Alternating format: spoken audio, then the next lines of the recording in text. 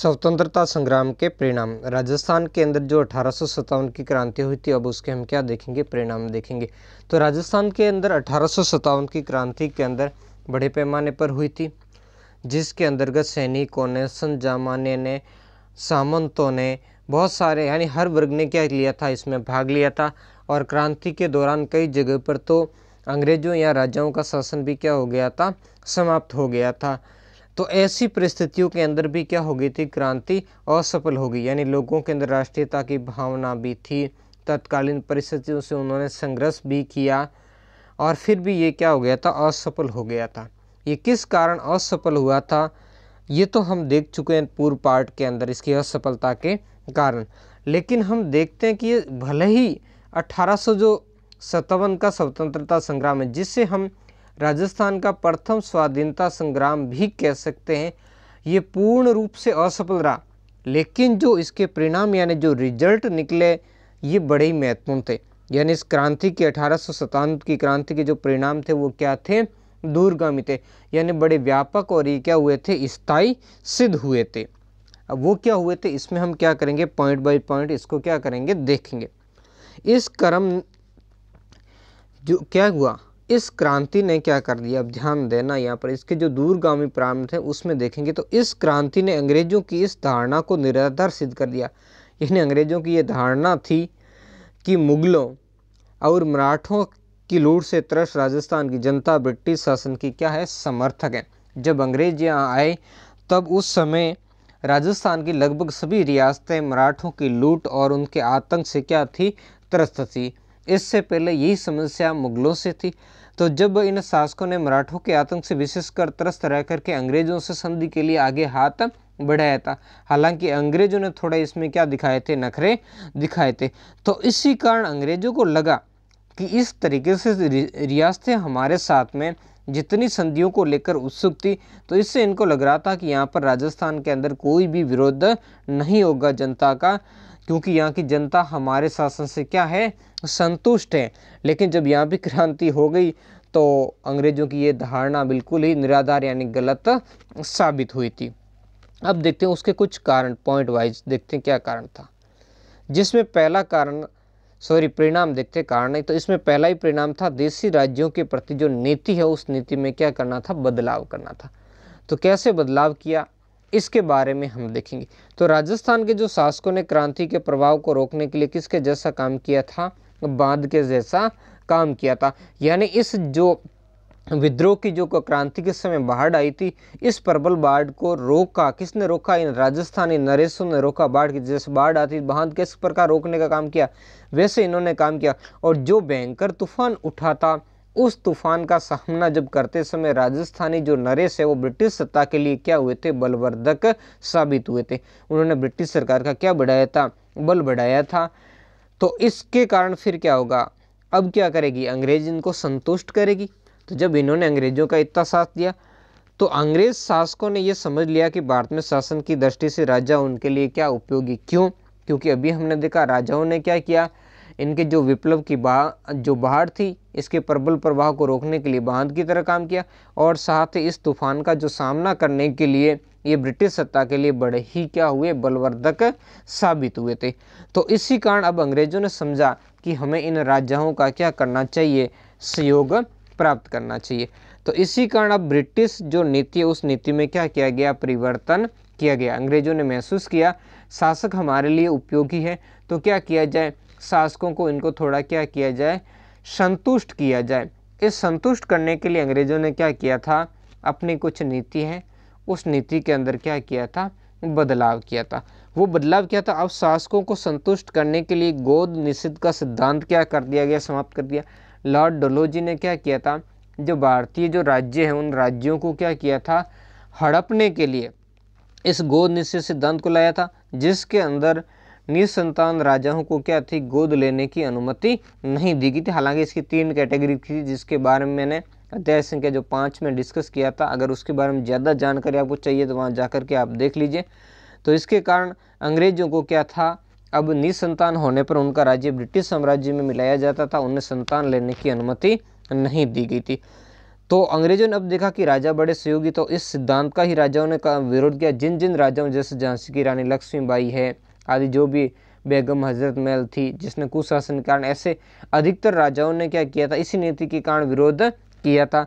तो अंग्रेजों ने देखा कि हम क्या करें, इसको समाप्त कर दें और इससे क्या हो जाएंगे, राजा लोग संतुष्ट हो जाएंगे और ये हमारा क्या करेंगे, सेव करेंगे। यानी अंग्रेजों ने ये निश्चय किया कि देसी जो राजाओं का शासन है उसको सिर स्थायी रूप से क्या किया जाए, बनाए रखा जाए। और ये तभी संभव है जब क्या हो, इनको यानी इनके जब राजाओं के अगर निसंतान होंगे तो उन्हें अपने उत्तराधिकारी क्या करेंगे, गोद लेने का अधिकार होगा। तो अंग्रेजों ने यह अधिकार दे दिया। तो इससे राजा लोग तो बड़े खुश हुए, लेकिन उन्होंने इसकी जो अन्य शर्तें थी वो शर्तों को उन्होंने नहीं देखा था। अन्य शर्तें क्या थी कि ये इनको अधिकार तभी मिलेगा जब ये राज्य क्या करेंगे, ब्रिटिश जो ताज के प्रति राजभक्त रहेंगे और भारत में जो अंग्रेजी राज्य के प्रति जो भी संधि या समझौते उनके साथ में किए गए हैं उनका उन कर्तव्यों का क्या करेंगे, अपना पालन करेंगे। तब तक ही इनके राज्यों को क्या किया जाएगा, अक्षुण्ण बनाए रखा जाएगा। अब अंग्रेजों ने इनको डायरेक्ट विलय नहीं करके दूसरे तरीके से इन राज्यों का प्रशासन अपने हाथ में लेने का क्या किया था, प्रारंभ किया। और वस्तुत रूप से अब शासक वहाँ के शासक थे ही नहीं, ऐसा हो गया, क्योंकि उनके हाथ में अब किसी प्रकार की कोई शक्ति नहीं थी। सारी शक्ति वहाँ जो नियुक्त अंग्रेजी जो एजेंट था उसके मामले में थी और वही वास्तविक क्या थे, प्रशासक बन गए थे। अब दूसरी तरीके से क्या किया गया, इन राजाओं को और भी अंग्रेजों का भक्त बनाने के लिए क्या किया गया, राजाओं को अंग्रेजी शिक्षा दीक्षा का क्या किया जाने लगा, प्रबंध किया जाने लगा, ताकि क्या हो, राजा को जन सामान्य से काट दिया जाए, है ना, जनता से इनका कोई जुड़ाव नहीं रहे और वो अंग्रेजों के क्या बन जाए, भक्त बन जाए और उनकी नीतियों के क्या बन जाए, समर्थक बन जाए। जो ऊपर मैंने बताया कि इन्होंने क्या किया, इन देसी राज्यों को जब सिर स्थायी रखने का, तो उसमें ये भी शामिल था कि इनको अंग्रेजी शिक्षा देकर के इनको अंग्रेजी राज का समर्थक बना दिया जाए, यानी मानसिक रूप से अंग्रेजों का क्या बना दिया जाए, गुलाम बना दिया जाए और जन सामान्य से इनको क्या किया जाए, काट दिया जाए।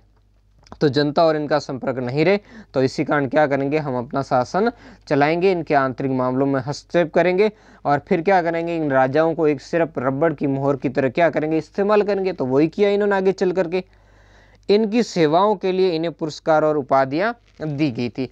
अब जब राजा लोगों ने इनकी बड़ी मदद की थी अंग्रेजों की, तो अंग्रेजों ने क्या किया भाई, राजाओं को सम्मानित किया था, विभिन्न प्रकार की इनको क्या की थी, उपाधियां दी थी विभिन्न प्रकार के। इसके लिए क्या किए गए थे, अंग्रेजों ने विभिन्न दरबार लगाए और दरबार लगा करके समय समय पर इनको विभिन्न प्रकार की किताब दिए गए, इनको पुरस्कार दिए गए, इनको विभिन्न उपाधियां दी गई। सितार ए हिंद, स्टार ऑफ इंडिया जैसी उपाधियां ही बाद में ही शुरू की गई थी, क्योंकि इन्होंने देखा कि राजा लोगों को केवल क्या है, सम्मान की पड़ी, तो इन्होंने ऊपरी तरीके से राजाओं को सम्मान किया। और ये किया किसके लिए, इन्होंने जो क्रांति के समय अंग्रेजों की सेवा की थी, उनकी सहायता की थी, उसके उपलक्ष्य में, ताकि उनमें ब्रिटिश ताज के प्रति इसके अलावा पश्चिमी आस्था में भी क्या की जा सके, वृद्धि की जा सके। इसके लिए बहुत सारे इन्होंने तरीके अपनाए, जिसके अंदर क्या था, इन्होंने इन राजाओं के तोहफों की संख्या को मुख्य आधार बनाया था। जिसने ब्रिटिश सरकार के बच्चे अच्छी राजभक्ति रखता था उसकी तोहफों की संख्या बढ़ा दी जाती थी, यानी जिससे ब्रिटिश सरकार खुश होती थी, और जिससे खुश नहीं होती थी उसके तोहफों की संख्या घटा दी जाती थी। इसके अलावा जो वायसराय का जो दरबार होता था, उस दरबार के अंदर भी इनके जो बैठने का क्रम है वो क्रम भी उस हिसाब से निर्धारित किया जाता था। तो इस तरीके से अंग्रेजों ने क्या किया, इनको ब्रिटिश जो राज है उसका राजभक्त बनाने का क्या किया था, कार्य किया था। अगला जो कारण देखते है ना, इसका अगला पॉइंट देखते हैं, स्वतंत्रता जो संग्राम में इसके क्या परिणाम लिखते। अगला जो पॉइंट है हमारा वो है सामंतों की शक्ति को क्या करना था, नष्ट करना था। बहुत ही महत्वपूर्ण पॉइंट है इसमें, इस पॉइंट को आपको ध्यान रखना। यानी विद्रोह काल के अंदर सामंत वर्ग ने अंग्रेजों के विरुद्ध संघर्ष किया, तो अब क्या हुआ, अब अंग्रेजों ने इनके ऊपर विश्वास करना क्या कर दिया, बंद कर दिया। फलत विद्रोह समाप्ति के बाद अंग्रेजों ने सामंत वर्ग की शक्ति को क्या करना, समाप्त करने की क्या की नीति अपनाई। अब इनकी शक्ति को क्या किया, अंग्रेज चाहते थे इन सामंतों को खत्म कर दो, क्योंकि सामंतों ने क्या किया था, ब्रिटिश सरकार के विरुद्ध खुला प्रदर्शन किया था, है ना। तो अब ब्रिटिश ने क्या किया, इनकी शक्ति को पूरी तरीके से क्या कर दिया जाए, कुचल दिया जाए। तो ऐसा ही ब्रिटिश सरकार की तरफ से किया गया कि इनको सारी तरीके से इनकी शक्तियां कुचलने के लिए अब क्या क्या किया गया वो तो अब हम आगे देखेंगे। तो इन्होंने क्या किया, सामंतों द्वारा दी जाने वाली सैनिक सेवा के बदले नगद राशि ली जाने लगी, है ना।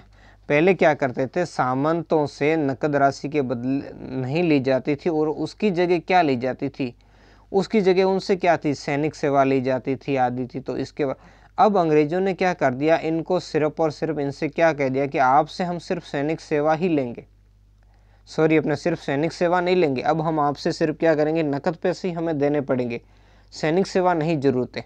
तो अब इससे क्या परिवर्तन हुआ, फलत सामंतों को अपनी सेनाएं भंग करनी पड़ी, क्योंकि जब नकद राशि ली जाने लगी तो अब बड़े बड़े जो सैनिक दस्ते हैं वो नहीं रख पाएंगे, क्योंकि अधिकतर जो पैसा है वो राज्य की तरफ जाने लगा। और पहले तो जब सेना थी, राजा को जरूरत पड़ती थी तो उस सेना का खर्च भी मिल जाता था और नकद पैसा भी नहीं देना पड़ता था। तो इस कारण अब इनको क्या करनी पड़ी, अपनी सेनाएं भंग करनी पड़ी थी। तो इससे सामंतों का क्या हो गया, प्रभाव समाप्त हो गया, क्योंकि जनता के प्रति भी अब क्या हो गए, सख्त बन गए। तो जनता और इनके जो सौहार्दपूर्ण संबंध है वो संबंध भी अब क्या होने लगे, बिगड़ने लग गए थे। इसके अलावा भी जो अंग्रेजों ने सामंतों की शक्ति नष्ट करने के लिए क्या किया कि अगर सामंतों का कोई उत्तराधिकारी नहीं था, वो राजाओं की जगह इन पर नियम लागू कर दिया। तो उन्होंने अपने कृपा पात्र व्यक्तियों को वहां बिठाने का प्रयास किया, लेकिन जब वो इस क्षेत्र में क्या हुए, सफल नहीं हुए, तो उन्होंने क्या किया, सामंतों के अधिकार और विशेष अधिकारों को समाप्त करना प्रारंभ कर दिया था। अब तो इसमें सबसे पहले इसके क्या किया, न्यायिक जो अधिकार उन पर क्या किया, प्रहार किया। तो अंग्रेजों ने क्या किया, सामंतों से न्यायालय शुल्क क्या किया जाने लगा, लिया जाने लगा। अब देखो इससे पहले क्या होता था, सामंतों को छूट थी न्यायिक अधिकार के अंदर सामंतों से, अगर क्योंकि कई सारे जो सामंत हैं वो क्या करते थे, जो राज्यों के अंदर विभिन्न प्रकार के जो केस थे वो केस चलाया करते थे, केस के अंदर जो स्टाफ शुल्क लगता था, जो न्यायालय शुल्क लगता था, उनसे क्या थी, सामंतों को छूट प्राप्त थी। लेकिन अंग्रेजों ने ये अब छूट क्या कर दी, समाप्त कर दी। तो अब इनको भी जन सामान्य के साथ खड़ा कर दिया गया, क्योंकि इनको भी जन सामान्य की तरफ न्यायालय शुल्क देना पड़ता था। इस विशेषाधिकार को समाप्त करके सामंतों का क्या किया गया, प्रभाव कम किया गया, उनके न्यायिक जो अधिकार है वो छीन लिए गए। इसके अलावा जो क्या करते थे, सामंत जो न्याय किया करते थे अपनी जो जागीर के अंदर, तो अंग्रेजों ने इनके प्रशासन में हस्तक्षेप करके इनके न्यायिक अधिकारों को क्या कर दिया, अब खत्म कर दिया, इनसे ले लिया कि अब आप कोई न्याय नहीं करोगे। न्याय के लिए जो अंग्रेजों द्वारा राज्य की तरफ से, जो अंग्रेज समर्थित राज्य की तरफ जो स्थापित है, उनके द्वारा ही क्या किए जाएंगे, न्याय किए जाएंगे। इनके साथ समझौते किए गए और समझौते के द्वारा इनके ये अधिकार खत्म कर दिए गए। कुछ ऐसे सामंत भी थे जो खुद के सिक्के भी चलाते थे, उनकी टकसालें भी बंद कर दी, बहुत सारा किया। पहले जब बड़े सामंत जाते थे, वायसराय खड़े होकर नजराना लेता था, तो वो भी अब क्या कर दिया गया, समाप्त कर दिया गया। तो ये वो काफ़ी सारी बातें थी जिनके कारण सामंतों के अधिकार को क्या किया गया, समाप्त।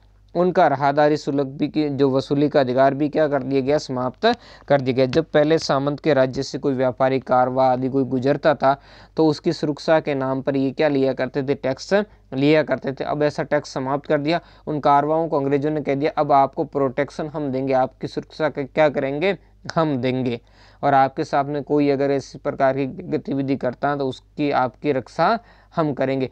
तो इससे क्या हो गया, इन सामंतों का प्रभाव और भी कम हो गया। ऐसे कानून बनाए गए जिनसे उनके जो व्यापारी वर्ग अपना ऋण न्यायालय के द्वारा क्या कर सके, वसूल सके। यानी इससे पहले जब कोई पैसे से संबंधित जब समस्याएं होती थी तो वैसे वर्ग क्या आता था, इन सामंतों के पास, इनके पास बड़ी न्यायिक शक्तियां होती थी। अब इनका राहदारी शुल्क और भी कोई पैसे से संबंधित जो काम होता था तो उसमें वैश्य वर्ग को क्या की गई थी, अब प्रधानता दी गई। यानी वैश्य वर्ग को उस पर क्या दिया गया, सर्वोच्च अधिकार दिया गया। तो इससे क्या हो गया, अब इनका प्रभाव क्या हो गया, खत्म हो गया, है ना।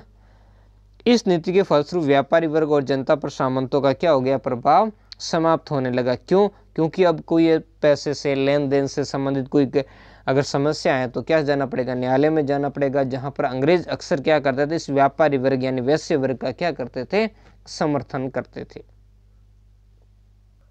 अगला जो हमारा पॉइंट है वो देखेंगे कि जो नौकरशाही है उसके अंदर क्या किया गया बदलाव, उसको बदलाव को देखेंगे। तो सभी राज्यों के प्रशासन में जो महत्वपूर्ण पद है उन पर पहले क्या था, सामंतों का अधिकार था, सारे महत्वपूर्ण पद। तो अंग्रेजों ने देखा कि क्रांति के समय सामंतों ने उनके विरुद्ध खुलकर के विद्रोह किया, तो अब अंग्रेजों ने क्या किया, राज प्रबंध के मामले में क्या किया, सामंतों के जो अधिकार है उनको समाप्त करने का प्रयास किया। तो इसके लिए क्या किया अंग्रेजों ने, है ना, क्रांति के बाद सभी शासकों और क्या किया, है ना, क्रांति के जो बाद में, ये ध्यान से पढ़ना, क्रांति के बाद सभी शासकों ने सामंतों को शक्तिहित करने और प्रशासन पर अपना नियंत्रण बढ़ाने के लिए क्या किया, नौकरशाही में अंग्रेजी शिक्षा प्राप्त अनुभवी स्वामी भक्त व्यक्तियों को नियुक्ति प्रदान की, जिसके फलस्वरूप राजभक्त अंग्रेजी शिक्षा प्राप्त मध्यम वर्ग का क्या हुआ था, विकास हुआ था। तो देखो अब अंग्रेजों ने इसमें ये किया कि अंग्रेजों ने जब देखा कि विरोधी उसके सामंत थे, कई सारे शासकों के भी सामंतों से नहीं बनती थी, और अंग्रेजी दबाव के कारण इन्होंने क्या किया, नौकरशाही के जो पद सामंतों के पास थे वहाँ से अब सामंतों को हटा दिया, और उसकी तरफ जो मध्यम वर्ग था, जो क्या था, शिक्षा प्राप्त वर्ग था और अनुभवी था, यानी इन राज्यों से संबंधित नहीं था, वो बाहर के ब्रिटिश प्रांतों के वो लोग थे, उन अधिकारियों को वेतन के ऊपर ला करके इन राज्यों के अंदर क्या किया गया, नियुक्त किया जाने लगा।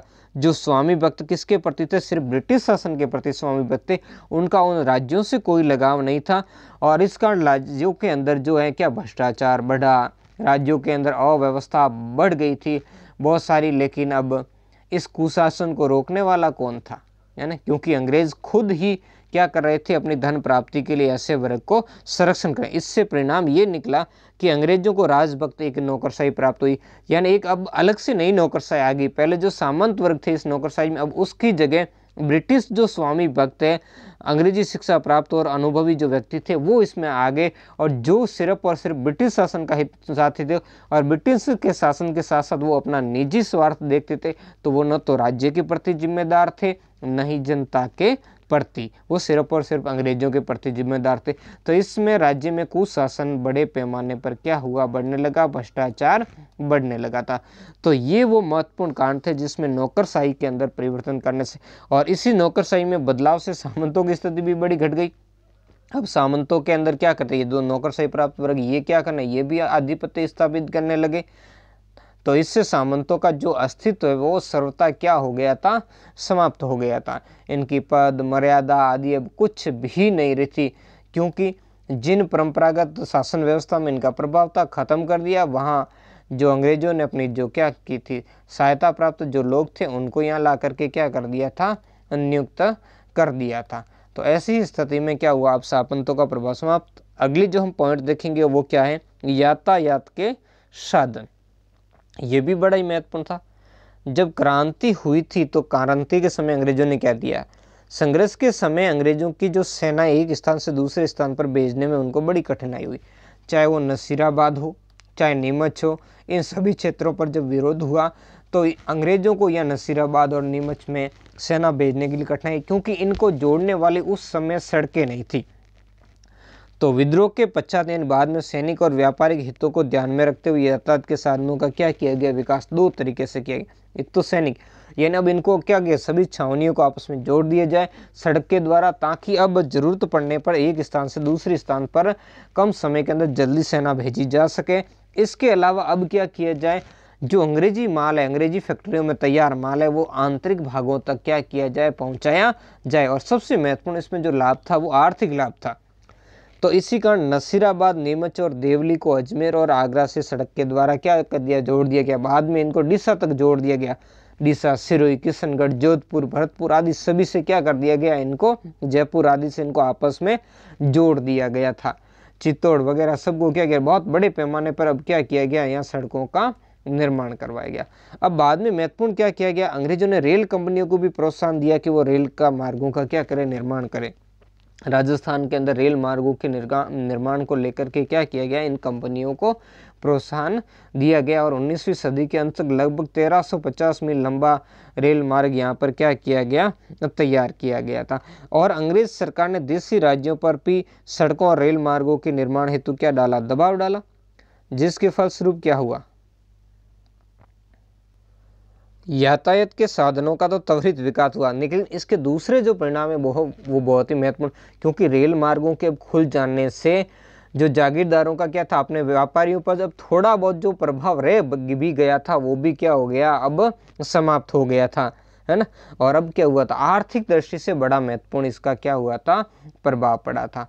अब इस जब रेल मार्ग के निर्माण के समय किसानों और जागीरदारों ने इसके निर्माण का भी विरोध किया, क्योंकि किसानों की जमीन बड़े पैमाने पर उनसे छीन ली गई थी, उनके ज़मीनों के टुकड़े हो गए थे। और अब जो महत्वपूर्ण पल था कि इस साधन बनने के बाद बाजारों के अंदर विदेशी माल बहुत बड़ी मात्रा के अंदर आने लगा था, तो इससे अंग्रेजी माल अंदरूनी भागों में बढ़ने लगा, तो जिससे क्या हुआ, स्थानीय उद्योग धंधे क्या हो गए, नष्ट होने लगे और जनता के अंदर गरीबी और बेकारी बढ़ने लगी। और इसी से क्या हुआ, सामंतों का भी क्या हुआ, आधिपत्य समाप्त, क्योंकि इस व्यापार के कारण जो पुराने व्यापारिक मार्ग है, जो पुरानी समृद्ध जो बस्तियां थी जिनसे थोड़ा बहुत टैक्स वगैरह इनको प्राप्त होता था, वो भी अब क्या हो गई, समाप्त हो गई। उसके जगह अंग्रेजी माल का आधिपत्य आ गया। तो आर्थिक जीवन में इसने क्या किया था, इस यातायात के साधनों ने बड़ा ही बदलाव कर दिया था। अंतिम जो हमारा पॉइंट है वो सामाजिक परिवर्तन को देखेंगे। तो अंग्रेज सरकार ने क्या किया, अंग्रेजी शिक्षा पद्धति का क्या किया था, विस्तार किया था। हमने देखे अंग्रेजी शिक्षा का क्या किया था, भारत के अंदर विस्तार किया था, क्योंकि अंग्रेज चाहते थे कि भारतीयों को मानसिक रूप से क्या बना दिया जाए, गुलाम। तो वैसे राजस्थान के अंदर भी बहुत सारी शिक्षण संस्थाएं जिनकी स्थापना करके अंग्रेजी शिक्षा को क्या दिया गया था, बढ़ावा दिया गया था। और अंग्रेजों ने प्रारंभिक कहा था कि शासक वर्ग को प्रारंभ में क्या किया जाए, उनका अंग्रेजों का राजभक्त बनाया जाए, इनको शिक्षा प्राप्त दी जाए। तो दूसरी ओर अंग्रेजी शिक्षा का महत्व बढ़ जाने के फलस्वरूप मध्यम वर्ग का विकास हुआ। तो हमने ऊपर देखा, जिसने क्या किया, नौकरशाही के सारे अधिकार जो क्या किए थे अब उस वर्ग के अंतर्गत आ गए थे। यानी क्या हुआ था कि आधुनिक शिक्षा के जो प्रचार से जो नया मध्यम वर्ग सामने आया, तो अब उसको क्या किया जाना, प्रशासनिक सेवाओं के अंदर उस मध्यम वर्ग से नियुक्ति की जाने लगी, जिससे क्या हुआ, सभी राज्यों के अंदर क्या किया गया, अंग्रेजों ने इस नए नियमों को क्रियान्वित किया था। अब क्रियान्वित करने का क्या प्रभाव पड़ा वो अभी हम क्या करेंगे, इसमें आगे देखेंगे, क्योंकि अब अंग्रेजों को एक अपना निष्ठावान वर्ग प्राप्त हो गया था।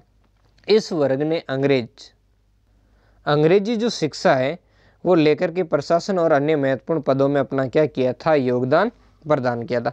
अंग्रेजों ने अपने व्यापारिक स्वार्थों के कारण वैश्य वर्ग को क्या किया था, संरक्षण दिया, और कालांतर के अंदर ब्राह्मण और राजपूत वर्ग का क्या होता गया, प्रभाव समाप्त हो गया। अब देखो अंग्रेजों ने किया, अंग्रेजों को जब सबसे बड़ी समस्या इसमें थी राजपूतों और ब्राह्मणों के अंदर, जिनको पहले के समय में काफ़ी सारे विशेष अधिकार मिले हुए थे, जैसे सामंतों में, तो सामंत और नौकरशाही में अधिकतर राजपूत थे। इसके अलावा जो ब्राह्मण जो समाज में विशिष्ट स्थिति थी, और ये अंग्रेजों ने देखा कि क्रांति के समय ये भड़काने का काम करने वाले भी यही लोग थे। तो अब जो नया मध्यम वर्ग बना था, उस मध्यम वर्ग को प्रशासन के अंदर नियुक्त किया जाने लगा, और अंग्रेजों ने ऐसे नियम बनाए जिनसे इन राजपूतों और ब्राह्मणों का क्या हो गया, प्रभाव कम हो गया। अब अंग्रेजों ने शुरुआत से क्या किया, वैश्यों का सहयोग और वैश्य जो वर्ग थे उनका सहयोग और क्या की थी, निष्ठा प्राप्त करने का प्रयास किया था। किसके लिए किया था, अपने व्यापारिक स्वार्थों के लिए। क्या स्वार्थ था अंग्रेजों का, व्यापारिक स्वार्थ। अंग्रेजों को क्या करना था, अपना तैयार माल बेचने के लिए और कच्चा माल प्राप्त करने के लिए थोक व्यापारी और दलालों की आवश्यकता थी, और वो पूर्ति कौन करता था, वैश्य वर्ग करता था। इसी कारण अंग्रेजों ने इनकी क्या की थी, सपोर्ट। साथ में वैश्य वर्ग भी अपने जो निजी स्वार्थों के लिए, अपने हितों के लिए अंग्रेजों से क्या हो गया, छिप गया, उसके साथ में उनका समर्थन किया था। तो इसी कारण अंग्रेजों ने क्या किया, इनको संरक्षण दिया। तो अंग्रेजों ने जो विद्रोह के बाद में ऐसे नियम बनाए, जो चाहे धन संपत्ति लेन देन ऋण संबंधी जो थे, ऐसे नियम आदि जो लागू किए, जिनसे क्या हो, वैसे समुदाय को बड़ी क्या मिलती हो, मदद मिलती हो। आखिर लेकिन अंग्रेजों का मुख्य लक्ष्य क्या था, अंग्रेजों का लक्ष्य ये था कि अब इसके माध्यम से वो क्या करे, सामंतों की शक्ति को कुचल दे, राजपूतों और ब्राह्मणों के प्रभाव को खत्म कर दे, और उसकी जगह वैश्यों का क्या करे, प्रभाव स्थापित करे, जो क्या करते थे, अंग्रेजों को भी क्या करते थे, बड़ा लाभ प्राप्त करते थे, है ना।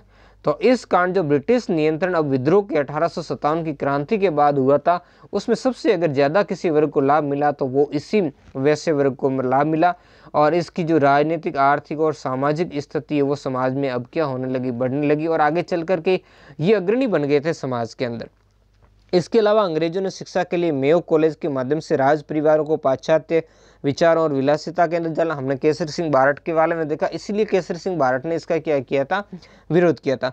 यानी अंग्रेजों ने क्या किया, जनता से इन जो राज परिवारों को काटने के लिए इस तरीके की कॉलेजों की स्थापना की थी, ताकि वो क्या करें, जनता से बिल्कुल ही कट जाए और जनहितकारी कार्यों पर ध्यान देना ही छोड़ दें, और वो क्या बन जाए, जनता के शोषक बन जाए, और अंग्रेजों के बड़े क्या बन जाए, समर्थक बन जाए, उनके हों में हों।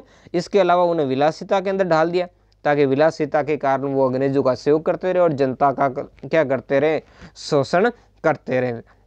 तो बाद में ऐसा ही बन गया, जिससे इन शासकों का क्या हो गया, नैतिक पतन हो गया था।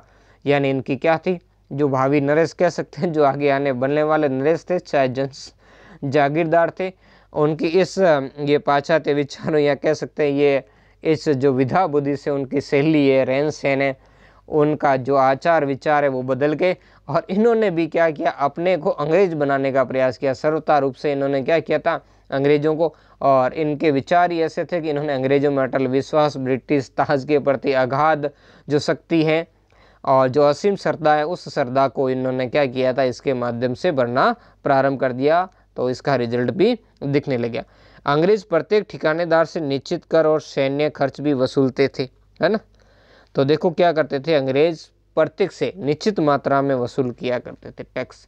अब पहले क्या होता था, पहले पूर्व में यानी पहले अकाल आदि के समय ये क्या किया जाता था, कर वगैरह माफ़ कर दिया जाता था, है ना। अकाल वगैरह पड़ता था तो उस स्थिति में क्या करते थे, ये ठिकानेदार वगैरह कर माफ़ कर देते थे या राजा माफ़ कर देता था, तो जनता को राहत मिलती थी।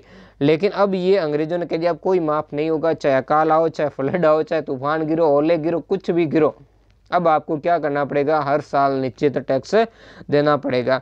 तो इससे क्या हो गए, ठिकानेदार भी क्या हो गए, जनता के प्रति सख्त हो गए और उन्होंने क्या कर दिया, जनता के ऊपर अत्याचार करना प्रारंभ कर दिया। तो ये इतना बड़ा क्या हुआ था, बदलाव अंग्रेजों ने कर दिया। और अंग्रेजों को लग रहा था कि आपस में लड़े, हम क्यों लड़े, हमें तो सिर्फ क्या चाहिए, टैक्स चाहिए, और टैक्स ये ला करके दें।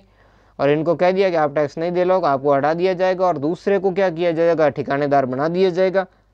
तो ऐसी स्थिति में अब क्या हुआ, जनता के ऊपर कर वसूली का इन्होंने किसके माध्यम से दबाव बनाया, इन ठिकानेदारों के माध्यम से। तो इस पद्धति ने क्या कर दिया, जनता की तो बिल्कुल ही कमर तोड़ दी थी। यानी जनता के अंदर गरीबी, बेकारी में बहुत बड़ी वृद्धि हुई। कई सारे लोग तो इससे ऐसे हो गए कि भूखे ही मरने लग गए थे। तो ये वो थी जो राजस्थान की परिस्थितियों के अंदर हमने देखा। 1857 की जो क्रांति थी उसमें क्या बदलाव आए थे। यानी अब सबके जो, चाहे वो नरेश थे या राजा, नरेश या राजा, जागीरदार, जन सामान्य, सबके संबंध आपस में बदलते गए। और राजस्थान के ये राजा लोग राजनीतिक व्यवस्था के अंदर अंग्रेजों से ऐसे बंधते गए कि फिर उनके जाल से ये कभी भी बाहर निकल कर नहीं आ पाए। तो आज के लेक्चर में इतना ही। कैसा लगा ये वीडियो कमेंट करके मुझे ज़रूर बताएं। अगर आपको पसंद आया है ये वीडियो तो लाइक कमेंट शेयर जरूर करें। और मेरे चैनल पर पहली बार आए तो प्लीज़ आपसे रिक्वेस्ट है कि चैनल को सब्सक्राइब जरूर करें, ताकि हमें भी मोटिवेशन मिले और आपके लिए नया नया और भी प्रयास करते रहें। धन्यवाद।